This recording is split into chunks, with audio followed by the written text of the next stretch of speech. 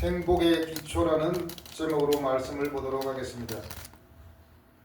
여러분, 우리는 행복해지려고 살고 있습니다.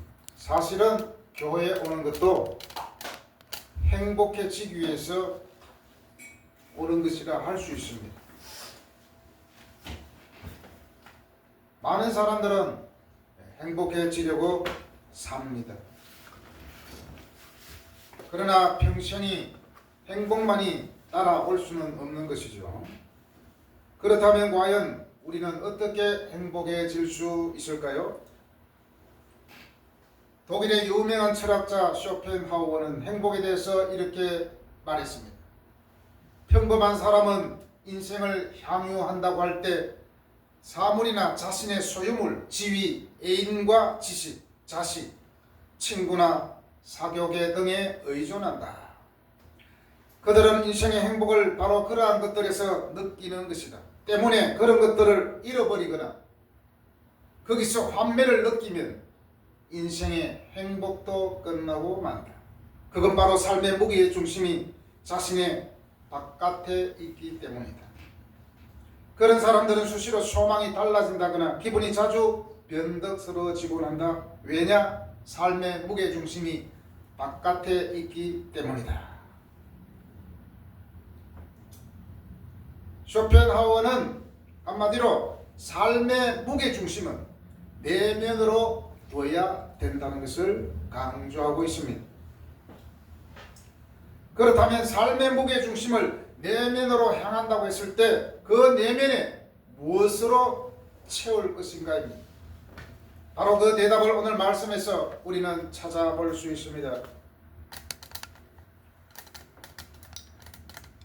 우리는 하나님의 자녀이며 크리스찬입니다. 오늘 이 말씀은 불신자들에게 향하여 쓴 서신이 아니라 바로 우리 예수 믿는 사람들에게 쓴 것입니다. 이때 당시에는 많은 사람들이 예수 믿는 것 때문에 핍박당하고 순교당했습니다. 그리고 예수님을 직접 듣고 보고 주목했던 그런 사람들이 점점점 이제 사라져가고 있습니다. 이때 사도 요한은 이 말씀을 통하여서 우리에게 들려주고자 쓴 것이죠. 우리가 듣고 보고 주목했던 그 예수님이, 그 확실한 예수님을 이제는 직접 본 사람들이 다 사라지고 있기 때문에 말씀으로 남겨야 되겠다. 그래서 이제 편지를 쓰게 됩니다. 바로 예수 믿는 것 때문에 여러 가지로 힘들어하고 핍박받는 그 사람들에게 힘과 용기를 주기 위해서. 우리는 크리스찬으로서 행복한 삶을 살기 위해서 알아야 할 기본적인 사항이 있습니다. 이 기본을 오늘 말씀에서 알려줍니다. 이 기본이 안 되니까 자꾸만 흔들립니다. 자꾸만 나 혼자만 불행한 것 같습니다. 5절에서 언급하는 우리가 그에게서 듣고 전하는 것, 바로 그것을 아는 것이 우리 인생의 행복의 기초가 아니겠습니까? 그리고 우리가 채워야 할 내용입니다. 우리가 추구해야 할 대상입니다. 뭐라고 말씀합니까? 하나님은 빛이시라는 것입니다. 하나님은 빛이시라는 것을 우리는 기본적으로 알고 있어야 우리도 하나님과 함께 살아갈 수 있으며 행복의 기초의 문을 열 수가 있는 것이죠. 하나님은 빛이시라. 이 빛의 특징은 무엇입니까? 뒤이어서 말합니다. 어둠이 조금도 없으시다는 것입니다. 어둠이 조금도 없다. 조금도 없다는 것은 어둠이 전혀 틈타지 못한다는 것입니다. 그리스도로는 어둠의 티끌조차 없다라는 것입니다. 0.0101%도 없다는 것이죠. 여러분, 우리가 높은 산에 갈 때 밤에 갑니까? 낮에 갑니까? 밤에 가기도 하지만 대부분 낮에 갑니다. 왜 낮에 갑니까? 밤에 가면 깜깜하기 때문에. 낮에 산에 가면 헤매지도 않고 산에 잘 오를 수 있습니다. 왜냐? 위험이 햇빛으로 인해서 다 드러나기 때문에 다치지 않고 무사히 갔다 올 수 있는 거죠. 반면에 밤에 산에 오른다고 했을 때 물론 라이터를 켜고 갈 수 있지만 한계가 있죠. 그 라이트마저 없다고 할 때 한 걸음 앞도 잘 보이지 않습니다. 그래서 헛디뎌서 다칠 수도 있습니다. 예전에 저도 늦은 시간에 계양산에 올라갔다가 캄캄한데 내려오게 되었는데 정말 앞이 안 보이더라고요. 겨우겨우 왔습니다. 밝은 낮에도 제가 올라가기 힘든데 밤에 내려오니까 엄청 위험하더라고요. 밤은 그냥 어둡다 보니까 그냥 무섭습니다. 짐승이 없어도 그냥 무서워요.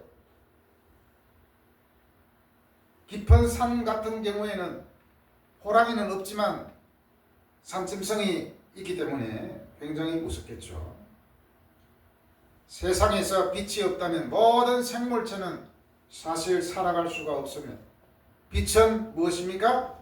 에너지이고 생명입니다. 지금 당장에 햇빛이 없어진다면 우리는 다 그냥 얼어 죽습니다. 광합성이라는 말이 있습니다. 주로 식물에게 해당되죠. 식물이 햇빛의 에너지를 사용하여 물과 이산화탄소로 양분을 만드는 과정을 말합니다. 이때 햇빛이 필수적으로 필요합니다. 쉽게 말하면 식물이 햇빛을 이용해서 먹을 것을 만드는 과정을 광합성이라 합니다. 모든 물질적인 삶과 성장이 빛에 의존합니다. 해가 없다면 모든 곡식은 자라지 않습니다. 이것처럼 모든 영적인 삶과 성장은 하나님께 의존하며 살아가야 하는 것이 우리 인간의 존재입니다.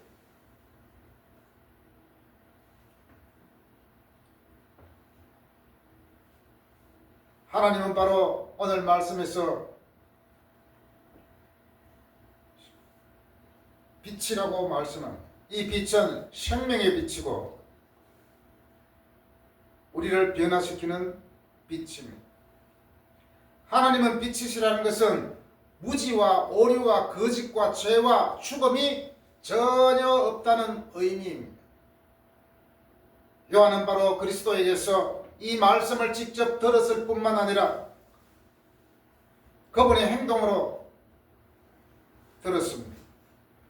다시 말하면 그분은 육신으로 나타나셔서 아버지 영광의 광채를 온전히 드러내셨습니다. 반면에 어둠은 하나님의 빛을 가로막는 도덕적, 영적 상태를 가리키는 데 사용하고 있습니다. 하나님은 빛이시고 우리는 하나님의 자녀라면 반드시 무엇가 따라야 됩니까? 하나님과 사귐이 있어야 하는 것이 당연합니다. 하나님의 빛이시라면 우리는 빛과 함께 교제함으로 우리도 빛이에요. 반사되는 빛. 그래서 세상의 빛과 소금이 되라고 말씀하지 않았습니까? 그런데 6절에 보니까 하나님과 사귐이 있다고 하고 어둠에 행하면 거짓을 행하고 진리를 행하지 아니한다. 그렇게 말씀합니다. 살아있으나 죽어있는 사람이 얼마나 많이 있는지 모릅니다.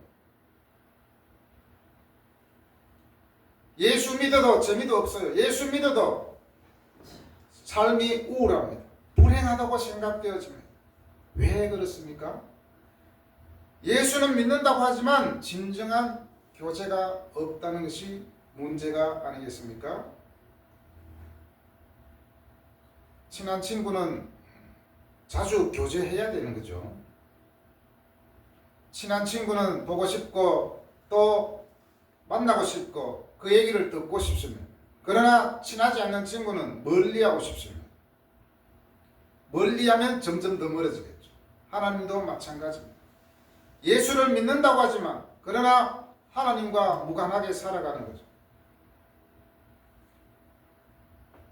사귐은 어떤 사귐입니까? 3절에 보면 우리의 사귐은 아버지와 그의 아들 예수 그리스도와 더불어 누림이라. 누린다. 누린다는 것은 은혜와 사랑과 기쁨을 경험하는 것입니다. 어떻게요? 아버지와 그의 아들 예수 그리스도와 사귐으로 인해서 은혜와 사랑과 기쁨을 경험하게 됩니다.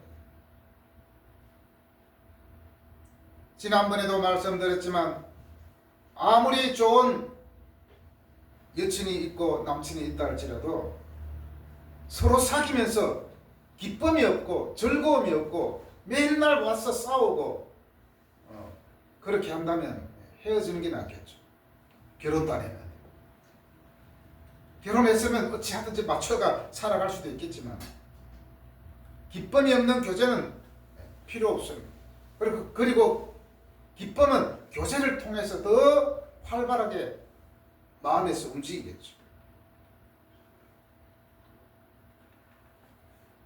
누린다는 것은 하나님 아버지와 예수 그리스도와의 관계를 맺고 사귐으로 그 마음에 사랑과 자유와 평안이 넘치는 상태를 누린다는 것입니다. 바로 여기에 생명이 있고 기쁨이 있는 것입니다. 오늘 말씀해 보니까 6절, 8절, 9절, 10절에서 반복되는 단어가 나옵니다. 만일이라는 것입니다. 만일. 여기에 보면 부정적인 만일이 3개가 있고 긍정적인 만일이 1개가 있습니다.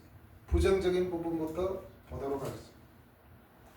7절에서 만일 사귐이 있다고 하고 어둠에 행하면 뭐라고 합니까?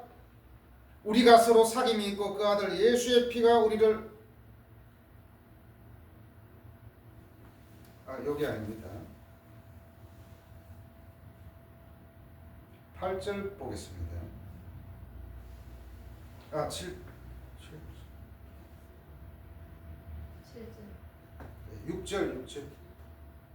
6절의 만일 보도록 하겠습니다. 6절에서 만일 우리가 하나님과 사귐이 있다 하고 어둠에 행하면 거짓말을 하고 진리를 행하지 아니함이거니와 내 마음속에는 미움과 원한으로 가득 차 있고 자유 대신에 얽매임으로 마음에 평안이 없이 불안하며 죄 가운데 있다면 이것은 하나님과 사귄다고 할 수 없습니다. 사실은 하나님을 믿는다고 하면서 빛 가운데 살지 않고 어둠에 행하면 거짓말쟁이라는 것입니다. 거짓말쟁이는 누가 좋아합니까? 마귀가 좋아합니다. 그리고 마귀의 특징입니다. 나는 예수 믿는다고 하면서 어두운 가운데 행하면 완전히 이중적인 삶이 아니겠습니까? 낮에는 선하게 살다가 밤에는 나쁜 짓 다 하고. 여기서 행한다는 것은 어떤 한 가지 행동을 가리키는 것이 아니라 삶의 지속적인 과정을 가리킵니다. 정말 하나님과 교제하는 사람은 자기가 잘못된 길을 가다가도 아유 이게 잘못됐네 하고 돌아옵니다. 그러나 하나님과 교제가 끊어진 사람은 거짓말할 뿐만 아니라 자기가 지금 엉뚱한 곳을 가고 있는데도 몰라요. 왜냐? 어둠에 있기 때문에 안 보이잖아요. 어둠 속에서 행한다고 하는 것은 지속적으로 무지와 죄에 빠져 있는 것입니다. 그렇기 때문에 앞이 보이지 않습니다. 빛 가운데 행하는 것이 바로 이 교제를 유지시켜줍니다. 그런데 습관적인 죄는 이것을 파괴합니다. 그 다음에 8절에서 만일 우리가 죄가 없다고 하면 그렇게 말합니다. 만일 우리가 죄가 없다고 하면 스스로 속이고 또 진리가 우리 속에 있지 아니한 것이다. 거짓말은 거짓말을 낳게 됩니다. 그 거짓말을 메꾸기 위해서 또 거짓말을 해야 됩니다. 그리고 또 거짓말을 또 메꾸기 위해서 또 거짓말을 해야 됩니다.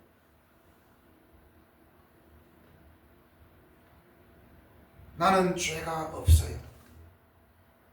빛 가운데 있는 사람은 자신이 완전하다고 하지 않고 죄를 숨기지 아니하며 하나님 앞에 인정하고 회개합니다. 그 반대로 어두움 가운데 있는 사람은 자신의 죄를 부인하거나 합리화합니다. 너는 죄인이야, 너는 죄가 있어 하면 이래서 세상이 이래서 저는 어쩔 수 없어요. 이렇게 말합니다. 스스로 괜찮다고 여깁니다. 나는 죄가 없다라고 하면서 자기 변명을 하게 됩니다. 사회에서도 우리가 하는 말의 패턴이 있지 않습니까? 죄를 지었으면서도 자신이 잘못이 드러날 때 왜 나만 그래? 쟤도 그랬어. 나는 재수가 없어서 걸렸을 뿐이야. 어쩔 수 없어서 라고 하면서 자신의 죄를 인정하지 않으려 합니다. 만약에 우리가 죄가 없다고 하면 금방도 말씀드렸지만 스스로 속이고 진리가 우리 속에 있지 아니한다 그랬습니다. 여기서 스스로 속인다는 것은 자기 자신을 잘못된 길로 이끄는 것이고 착각하게 만든다는 의미입니다.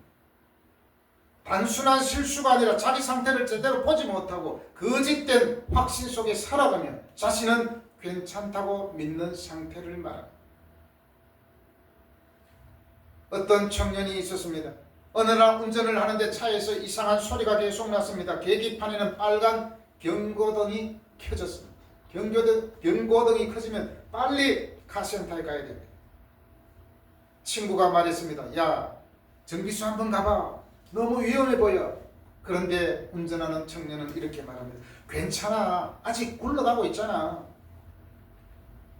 며칠 뒤에도 소리는 점점 커지고 차는 흔들렸지만 그는 계속해서 문제없어, 별일 없어, 별일이 아니야 라고 말했습니다. 결국에는 고속도로에서 차가 멈춰버렸고 큰 사고가 날 뻔했습니다. 결국에는 어떻게 됐습니까? 끌려간 거겠죠. 정비사는 이렇게 말했습니다. 차가 망가진 게 문제이기도 하지만 더 큰 문제는 경고를 무시한 겁니다.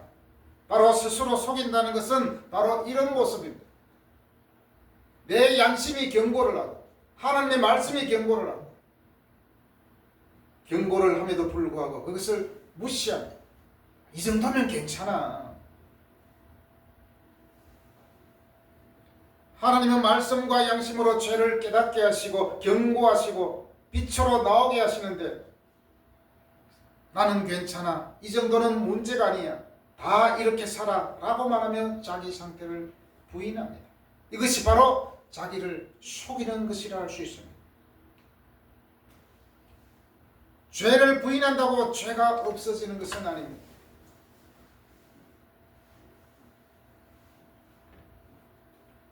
갈라디아서 6장 7절에서 스스로 속이지 말라고 말씀합니다. 이렇게 자신을 속이는 사람은 그 안에 진리가 없다라고 말씀하고 있습니다. 우리 마음에 진리가 있습니까? 하나님의 말씀이 사람 안에 살아있으면 자신의 죄를 보게 됩니다. 양심이 살아있는 사람은 자신의 죄를 보게 됩니다. 하나님의 말씀을 가까이 하지 않으면 자신이 무슨 죄를 짓고 있는지 아무것도 모릅니다. 빛 앞에 서면 먼지가 보이듯 하나님의 말씀 앞에 설수록 자신의 부족함을 깨닫게 됩니다. 반대로 죄를 끝까지 부인한다면 그 사람은 아직 하나님의 말씀의 비단에 들어오지 않았다는 뜻입니다. 여러분, 우리는 스스로 자신을 속이지 말아야 됩니다. 자신의 양심에 걸리는 것이 있으면 경고등이 켜졌다는 것입니다. 그럴 때 어떻게 해야 됩니까? 빨리 돌이키고 하나님과의 교제 가운데 돌아가야 합니다. 9절에서 또 만일 나오죠. 만일 우리가 범죄하지 아니하였다 하면 하나님을 거짓말하는 이로 만들고 그의 말씀이 우리 속에 있지 않은 것이다. 자신이 거짓말하는 것을 넘어서서 이제는 하나님까지 거짓말하는 하나님으로 분갑시켜버린 거예요. 우리가 범죄하지 아니하였다 하면, 범죄하지 아니하였다는 말은 과거의 사실을 말하는 것이 아니라 현재까지 계속해서 죄를 짓지 아니하였다고 주장하는 것입니다. 계속해서 현재까지 죄를 짓고 있음에도 불구하고 나는 범죄하지 아니하였다. 이 사람은 말씀이 그 속에 있지 아니한 사람이다라고 말하고 있습니다. 물론 구원받기 전에 죄성마저 부인하는 것이 아닙니다. 한마디로 이들은 불신자는 아닙니다. 예수 믿는 사람입니다. 하나님과 교제도 하기도 합니다. 그런데 잘못된 사상으로 인해 죄의식이 마비된 것을 말합니다. 성경에서 분명하게 우리에게 말씀해 줍니다. 로마서 3장 10절에서 의인은 없나니 하나도 없으며, 그리고 전도서 7장 20절에서 말씀합니다. 선을 행하고 전혀 죄를 범하지 아니하는 의인은 세상에 없기 때문이로다. 이렇게 말씀하시는데도 우리는 뭐라고 말합니까? 나는 깨끗해. 나는 구원받았기 때문에 더 이상 회개할 필요가 없어. 더 이상 회개할 필요가 없어. 나는 이미 천국 가게 돼 있는데 굳이 뭘 회개를 해? 라고 하면서 자신의 범죄를 부인합니다. 7절에서 우리에게 어떻게 행하라고 합니까? 그가 빛 가운데 계신 것 같이 우리도 빛 가운데 행하면, 하나님 빛 가운데서 지속적으로 행하면 우리가 서로 사귐이 있다고 합니다. 예수님이 바로 빛 가운데 계신 것 같이 우리도 빛 가운데 행하라는 것입니다. 물론 우리 예수 믿는 사람도 잘못할 수가 있고 실수할 수 있고 넘어질 수 있습니다. 그렇지만 진정으로 하나님과 교제하는 사람은 다시 교제를 통하여 자신의 잘못을 깨닫고 예수님을 의지하게 되는 것이죠. 사귐이 있을 때 그 아들 예수의 피가 우리를 모든 죄에서 깨끗하게 하실 것이요. 우리는 얼굴에 무엇이 묻었는지 알려면 거울을 봅니다. 그것처럼 우리 신앙의 거울인 하나님의 말씀인 성경을 볼 때 우리는 잘못된 길을 가다가도 깨달을 수 있습니다. 그의 말씀을 의지할 때 예수님의 피가 우리의 잘못을, 죄를 정화시켜 주신다는 것입니다.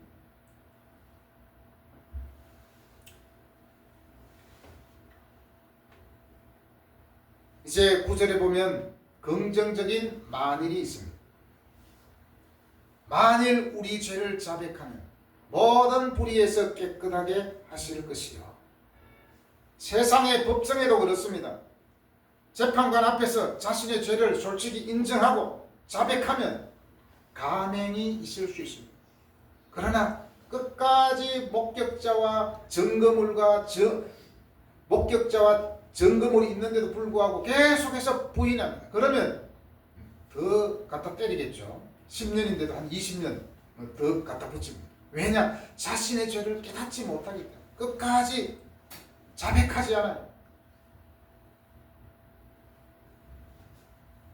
하나님께서도 우리의 죄를 자백하고 용서를 구하면 예수님의 피가 우리를 깨끗하게 해주신다고 말씀합니다. 물론 의도적으로 죄를 짓고 교회에 와서 기도하고 용서를 구하면 된다는 식은 잘못된 생각입니다. 어떤 사람들이 말합니다. 교회 다니는 사람들은 실컷 죄 짓고 교회 가서 용서해달라고 기도한다고, 이런 태도에 질린다고 말을 합니다. 여러분, 하나님을 믿는 사람은 의도적으로 죄를 짓지 않습니다. 어쨌든지 죄를 짓지 않으려고 노력합니다.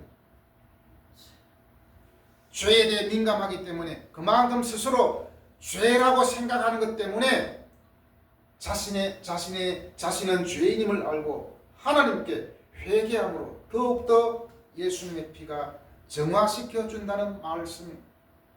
교회 다니는 사람들을 볼 때 어떤 사람은 굉장히 정말 죄짓지도 않고 살 수 있는 사람이 있죠. 그런 사람들은 늘 이렇게 말합니다. 저는 죄인입니다. 저는 죄인입니다. 아니 도대체 집사님은 무슨 죄가 있다고 자꾸 죄인이라 그럽니까? 또 어떤 사람은 분명히 죄인임에도 불구하고 나는 괜찮아요. 나는 착해요. 나는 어둠에도 안 가고 잘 살고 있어요. 이렇게 말하는 사람이 있습니다. 왜 이런 것도 있잖아요. 부모님이 살아생전에 정말 최선을 다해서 효도를 한 사람이 엄마가 돌아가시고 아버지가 돌아가시고 나서 나는 불효자입니다. 이렇게 말합니다. 왜 그럴까요?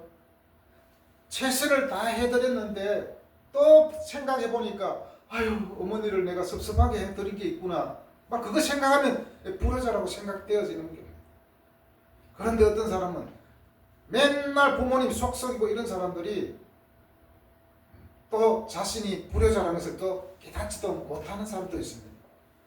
물론 부모님이 돌아가시고 나서 그때서야 비로소 나는 불효자입니다 라고 하는 사람도 있죠. 이미 때는 늦었습니다.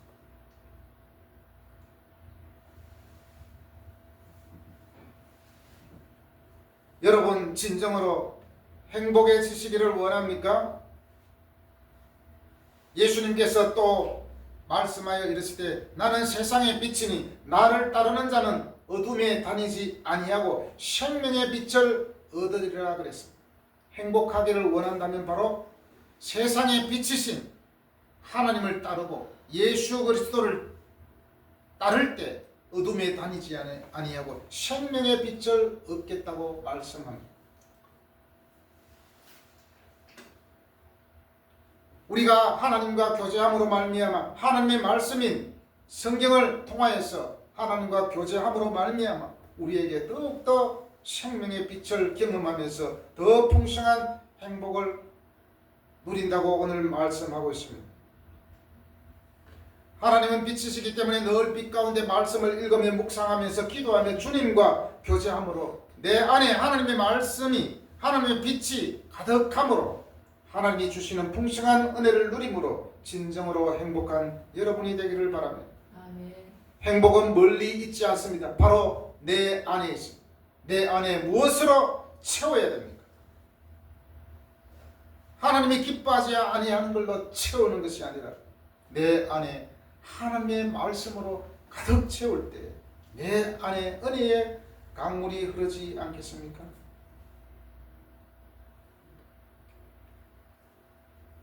행복은 바로 하나님과 그의 아들 예수 그리스도와의 교제함으로 가능합니다.